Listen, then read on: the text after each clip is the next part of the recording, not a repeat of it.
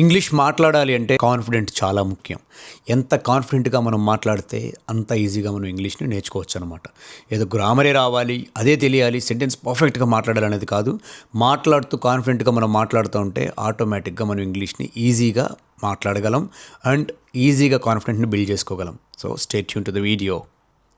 Hello everyone, నేను మీ Ram, skill umbrella, career coach, currently working in the UK.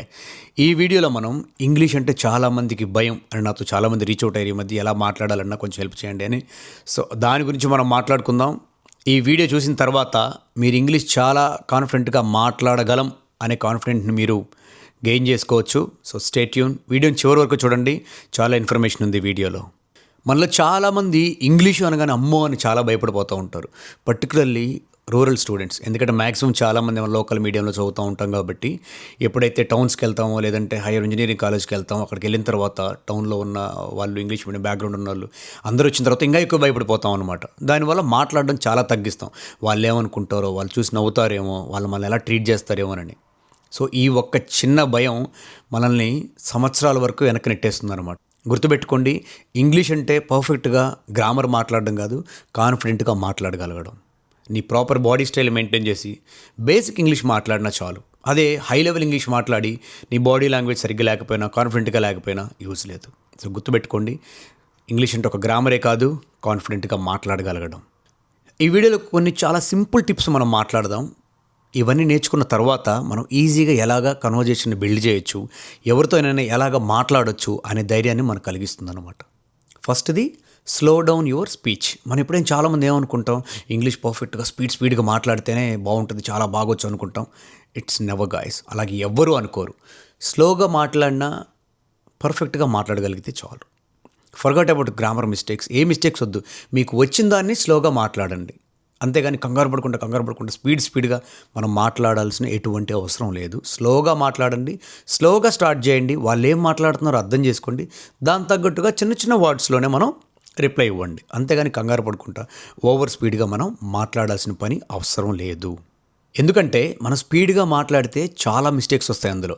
అదే స్లోగా మాట్లాడామనుకోండి, మన చిన్న చిన్న మిస్టేక్స్ని మనం కవర్ చేసుకునే టైం మన దగ్గర ఉంటుంది. ఆ తప్పును సరిదిద్దుకునే టైం మన దగ్గర ఉంటుంది అనమాట. సో స్పీడ్గా మాట్లాడేసి భయపడే కంటే కూడా స్లోగా కన్వర్జేషన్ బిల్డ్ చేయడం అనేది చాలా అవసరం. Use simple sentence. నెంబర్ 2 ఏంటి? Use simple sentences. ఎప్పుడైనా మనం కన్వర్జేషన్ బిల్డ్ చేసేటప్పుడు స్లోగా స్టార్ట్ చేయండి. Hi, I need help. Hi, can I borrow your pen.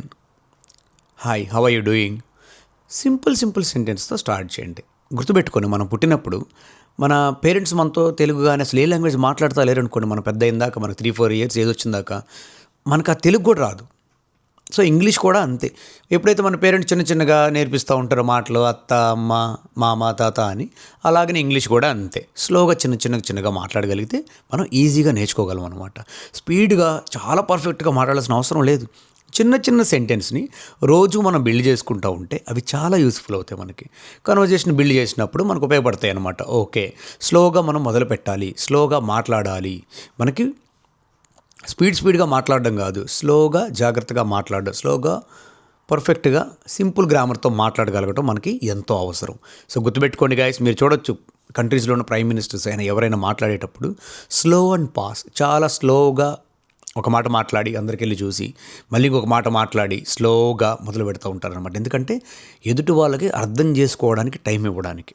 So అలా మనం టైం ఇచ్చామనుకోండి, ఎదుటి వాళ్ళు కూడా అర్థం చేసుకుని మనతో మాట్లాడగలరు. అట్ ద సేమ్ టైం మనం కూడా స్లోగా మాట్లాడొచ్చు. వాళ్ళు కూడా మీరు చూసే ఉండొచ్చు, పబ్లిక్ స్పీకింగ్లో స్పీడ్గా మాట్లాడేసరి ఏం తప్పులు మాట్లాడాను అనే భయపడే పని లేకుండా స్లోగా మాట్లాడుతూ ఉంటే కాన్షియస్గా ఉంటాం, మన మైండ్ కూడా మన మాట వింటూ ఉంటుంది అనమాట. Start slowly and use very simple sentences. చిన్న సెంటెన్స్ తోటి మనం ఎప్పుడైనా స్టార్ట్ చేయాలి. నెంబర్ 3, ఇది చాలా ఇంపార్టెంట్. Think in English. ఏదైనా మనం అనుకుంటా ఉన్నాం అనుకోండి, రోడ్డు మీద ఏమైనా బైక్ వెళ్తూ ఉంది, కార్ వెళ్తూ ఉంది, దాన్ని స్లోగా ఇంగ్లీష్లోకి, మన తెలుగు నుంచి ఇంగ్లీష్లోకి కన్వర్ట్ చేయడానికి ట్రై చేస్తూ ఉండండి. The car is going, the bike is going. తప్పో రైటో ఆలోచించొద్దు. మీకు ఏదైతే వస్తుందో దాన్ని మీరు డైజెస్ట్ చేసుకోవడం మొదలుపెట్టండి. The boy is running, the kid is playing. అలాంటి స్లో సెంటెన్స్ ఏదైతే ఉందో, ద రెయిన్ ఈజ్ ఫాలింగ్, అలాంటి చిన్న సెంటెన్స్ని స్టార్ట్ చేయండి. అప్పుడు ఏమవుతుంది, మీ థింకింగ్ కూడా మారిపోతూ ఉంటుంది అనమాట. ఓకే, కాన్షియస్లోనే కాకుండా సబ్ కాన్షియస్ మైండ్లో కూడా మనం మాట్లాడగలం. అనేది మన మైండ్కి ఒకటి డైజెస్ట్ అవుతూ ఉంటుందన్నమాట. స్లోగా ఏదైనా చూసిన ప్రతిదాన్ని ఇంగ్లీష్లో ట్రాన్స్లేట్ చేయడం, చిన్నగా ఇంగ్లీష్లో ఆలోచించడం. ఓకే, దీన్ని ఇంగ్లీష్లో మాట్లాడితే ఎలా ఉంటుంది, దీన్ని ఇంగ్లీష్లో ట్రాన్స్లేట్ చేస్తే ఎలా ఉంటుంది అనే దాని గురించి ఆలోచించుకుంటూ స్లోగా మొదలుపెట్టండి. సో మీ మైండ్ కూడా ట్రైన్ అవుతుందన్నమాట. అదేవిధంగా మీరు సెంటెన్స్ని బిల్డ్ చేయగలిగేంత స్ట్రెంత్ మీకు కూడా వస్తుందన్నమాట. Number 4, shadowing technique. Shadowing technique అంటే ఏంటి? వేరే వాళ్ళు మాట్లాడిన దాన్ని సేమ్ మనం రిపీట్ చేయడం. ఏముంది, ఏదైనా న్యూస్ ఛానల్ ఓపెన్ చేయండి, ఏదంటే యూట్యూబ్లో ఇంగ్లీష్లో స్లోగా ఇంగ్లీష్ మాట్లాడే ఎవరైనా వీడియో ఉంటే అది ఓపెన్ చేయండి. ఓపెన్ చేసి వాళ్ళు ఏదైతే మాట్లాడారో సేమ్ అదే రిపీట్ చేయండి. వాళ్ళు ఏదైతే మాట్లాడుతూ ఉన్నారో స్లోగా, బాగా స్పీడ్గా ఉందనుకోండి, యూట్యూబ్లో స్పీడ్ తగ్గించుకోండి, స్లోలో పెట్టుకోండి. వాళ్ళు ఏదైతే మాట్లాడారో స్లోగా రిపీట్ చేస్తూ ఉండండి. గైస్, ఆ చిన్న చిన్న పదాలు, కొత్త కొత్త పదాలు ఏదైతే ఉన్నాయో మీరు ఒకసారైనా చదివి ఉండాలి. అవి మన మైండ్కి మనం ఇంజెక్ట్ చేస్తూ ఉండాలి. ఓకే, ఇది ఎప్పుడు మనం చదివానే, ఏదో సిచ్యువేషన్లో నేను చదివానే అన్న ఐడియా మీకు రావాలి. అప్పుడేంటి కొత్త కొత్త పదాలను మనం గుర్తుపెట్టుకోగలం అనమాట. సో అందుకనే షాడోయింగ్ టెక్నిక్లో ఎవరైనా మాట్లాడిన దాన్ని రిపీట్ చేస్తూ ఉండండి. ఎర్లీ మార్నింగ్ లేకుండా మంచిగా హెడ్ఫోన్స్ పెట్టుకోండి. వాళ్ళు ఏదైతే మాట్లాడుతున్నారో సేమ్ అది మీరు మాట్లాడుతూ ఉండండి. అలా డైలీ ప్రాక్టీస్ చేస్తూ ఉండండి. గైస్, గుర్తుపెట్టుకోండి, మీరు ల్యాక్స్ ఖర్చు పెట్టి ప్రాపర్ ఇంగ్లీష్ నేర్చుకునే దానికంటే కూడా ప్రతిరోజు చిన్న చిన్న సెంటెన్స్ని మాట్లాడుతూ రిపీట్ చేయగలిగితే దానికంటే ఎక్కువ పర్ఫెక్ట్గా మీరు నేర్చుకోవచ్చు. గుర్తుపెట్టుకోండి, ఒక గ్రామరే కాదు, ప్రాపర్గా మాట్లాడగలగడం, కన్వర్జేషన్ బిల్డ్ చేయగలగడం, కాన్ఫిడెంట్గా మాట్లాడగలగడం, ఇవన్నీ మనకెంతో చాలా అవసరం అనమాట ఇంగ్లీష్లో. మీరు అనుకోవచ్చు, అందరూ మాట్లాడుతున్నారు, నేను మాట్లాడలేకపోతున్నానని. స్లోగా టైం ఇన్వెస్ట్ చేసి నేర్చుకుంటే అందరికంటే చాలా బాగా మీరు మాట్లాడగలరు. ఇది గుర్తుపెట్టుకోండి. మీరు ఇలా ప్రాక్టీస్ చేసిన తర్వాత మీరు అప్పుడు కూడా రాలేదంటే నాకు మెసేజ్ చేయండి, రామ్ నేను ప్రాక్టీస్ చేసిన తర్వాత కూడా నాకు రాలేదు, మీరు చెప్పిన తప్పు అన్నప్పుడు నేను ఒప్పుకుంటాను. గుర్తుపెట్టుకోండి గైస్, వీఆర్ నాన్ మంది చిన్నప్పటి నుంచి ఇంగ్లీష్ మనం నేర్చుకోలేదు. కొత్తగా నేర్చుకున్న లాంగ్వేజ్ అది. సేమ్ ఇంగ్లీష్ అనే కాదు, కొత్తగా నేర్చుకున్నాం మనం. ఇప్పుడు తమిళ్ నేర్చుకున్నాం, తమిళ్ అని పర్ఫెక్ట్గా మాట్లాడగలమా? స్లోగా మాట్లాడుతూ ఉంటే మనం నేర్చుకోగలం. చదివితేనే మనకు తమిళ్ వస్తుందా? మనం చదవలేం. బట్ వాళ్ళు మాట్లాడిన దాన్ని బట్టి మనం అర్థం చేసుకొని మాట్లాడగలం. సేమ్ అంతే, ఇంగ్లీష్ కూడా అంతే. మీరు చూసి ఉండొచ్చు, ఏదైనా టూరిస్ట్ ప్లేస్లో వెళ్ళినప్పుడు అక్కడ చిన్న చిన్న షాపుల్లో ఉన్నోళ్ళు, వెండర్స్, వాళ్ళు కూడా ఇంగ్లీష్ కానీ లోకల్ లాంగ్వేజ్ మాట్లాడుతూ ఉంటారు. ఎలాగ వాళ్ళు చదివారా? లేదు కదా. మాట్లాడడం మొదలుపెట్టారు, అర్థం చేసుకోవడం మొదలుపెట్టారు. ఎప్పుడైతే లాంగ్ పీరియడ్లో మనం వాళ్ళతో మాట్లాడుతూ కన్వర్జేషన్ బిల్డ్ చేస్తూ ఉన్నాం అనుకోండి, స్లోగా మనం నేర్చుకోవచ్చు. సో గుర్తుపెట్టుకోండి, మనలో మనం మాట్లాడుకోవడం, at the same time shadowing technique, వాళ్ళు మాట్లాడిందని అర్థం చేసుకొని మళ్ళీ మనం మాట్లాడగలగడం, ఇది చాలా యూజ్ఫుల్ అవుతుందన్నమాట. Don't fear mistakes. చాలామంది భయపడేదంటే, అరే నేను మాట్లాడుతుంటే వాళ్ళు ఏమనుకుంటారో, వాళ్ళు ఎలా ఫీల్ అవుతారన్న ఆలోచన మీ మైండ్లో ఉంటే మీరు ఇంప్రూవ్ అవ్వలేరు. అందరూ ఆక్స్ఫర్డ్ ఇంగ్లీష్ మాట్లాడలేరు కదా. స్లోగా ప్రాక్టీస్ చేసి మనకు వచ్చిన దాన్ని ఇంప్రూవ్ చేసుకోగలం. అంతేకాని సడన్గా ఆల్ ఆఫ్ సడన్ 1 or 2 monthsలో నాకు హై లెవెల్ ఇంగ్లీష్ రావాలి అంటే రాదు. స్లోగా నేర్చుకొని ప్రాక్టీస్ చేస్తే ఇది తప్పకుండా వస్తుంది. సో మనం అక్కడ గుర్తుపెట్టుకోవాల్సింది ఏంటంటే, తప్పులు వాటి గురించి ఎప్పుడు భయపడొద్దు. నేర్చుకుంటున్నాం. చిన్నప్పుడు మనం సైకిల్ మీద 10 సార్లు పడతాం నేర్చుకునేటప్పుడు. పడకుండా సైకిల్ వచ్చిద్దా? చిన్నప్పుడు మనం కాళ్ళు నడిచేటప్పుడు చిన్న బాబుల నుంచి మనకు ఫస్ట్ సారి మనం నడవగలుగుతాం, కింద పడుతూ ఉంటాం, లెగుస్తూ ఉంటాం, సపోర్ట్ తీసుకొని నడుస్తూ ఉంటాం, పేరెంట్స్ చేయబట్టుకొని నడుస్తూ ఉంటాం. సేమ్ ఇది కూడా అంతే. స్లోగా నేర్చుకోగలుగుతాం, స్లోగా మాట్లాడగలుగుతాం, అంతే. దాని గురించి ఎక్కువ మీరు ఎంతైతే భయపడితే అంత దూరంగా వెళ్తుంది ఇంగ్లీష్. గుర్తుపెట్టుకోండి. స్లోగా ఒక సెంటెన్సే నేర్చుకోండి, ఒక లైనే నేర్చుకోండి, నో మ్యాటర్, ప్రాబ్లమే కాదు. బట్ నేర్చుకోకుండా ఉండొద్దు.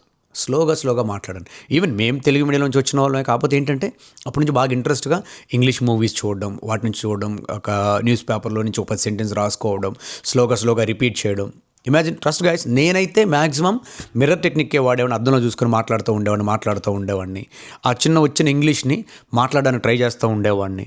సో అలా స్లోగా ఇంప్రూవ్ అయింది. ఈరోజు యూకేలో ఉండి కూడా ఆఫీస్లో కమ్యూనికేట్ చేయగలుగుతాం. స్టిల్ అంత హై లెవెల్ కమ్యూనికేషన్ చేయలేం మనం, బట్ ఉన్నదాన్ని మనం జాగ్రత్తగా మాట్లాడగలుగుతున్నాం. అంటే మనం కన్వే చేయగలుగుతున్నాం మన English at the same time body లాంగ్వేజ్తో పాటు. ఇక్కడ మేము చాలా డిఫరెంట్ పీపుల్ ఉంటారు, డిఫరెంట్ కంట్రీస్ నుంచి, ఇటలీ నుంచి, అమెరికా నుంచి, యూకే, యూఎస్, లోకల్గా చాలామంది డిఫరెంట్ ఉంటారు. వాళ్ళ స్లాంగ్ చాలా డిఫరెంట్గా ఉంటుంది. మీరు చూడొచ్చు, థాయిలాండ్ నుంచి స్లాంగ్ ఒక డిఫరెంట్గా ఉంటుంది, ఇటలీ నుంచి వచ్చిన వాళ్ళ స్లాంగ్ ఒక డిఫరెంట్గా ఉంటుంది, రష్యా నుంచి వచ్చిన వాళ్ళ స్లాంగ్ డిఫరెంట్గా ఉంటుంది. అలాగని ఇంగ్లీష్ కాదా? అది వాళ్ళు మాట్లాడేది ఇంగ్లీషే, కానీ ఏంటి, వాళ్ళ స్లాంగ్ డిఫరెంట్గా ఉంది అన్నంత మాత్రం వాళ్ళకి ఇంగ్లీష్ రాదని కాదు. సో వాళ్ళ స్లాంగ్ వేరే, మన స్లాంగ్ వేరే. ఎందుకంటే మనం చిన్నప్పటి నుంచి మాట్లాడలేదు కాబట్టి ఆ మదర్ టంగ్ ఇన్ఫ్లుయెన్స్ అనేది దాని మీద ఉంటుంది. మన తెలుగు అయితే తెలుగులో పదాలు వచ్చిన విధంగా ఇంగ్లీష్ మాట్లాడతాం. హిందీ వాళ్ళు, బీహార్ సైడ్ వాళ్ళు, వాళ్ళ స్లాంగ్ డిఫరెంట్గా ఉంటుంది. సో దాని గురించి భయపడొద్దు, తప్ప రైట్ అని ఆలోచించొద్దు. వచ్చిన దాన్ని జాగ్రత్తగా మాట్లాడడం మొదలు పెడితేనే మనం ఈజీగా ఇంగ్లీష్ నేర్చుకోగలం. ఇలా అట్లీస్ట్ 21 డేస్ ట్రై చేసి చూడండి. మీరు రాకపోతే అప్పుడు నాకు మెసేజ్ అండి, రామ్ మీరు ఎన్ని చెప్పినా కూడా నాకు రాలేదంటే నేను ఫ్రీగా మీతో 2 అవర్స్ క్లాస్ తీసుకొని ప్రతి ఒక్కళ్ళతోటి 2 అవర్స్ క్లాస్ తీసుకొని నేను చెప్తాను. Understand? Until then, thank you so much. Have a good day.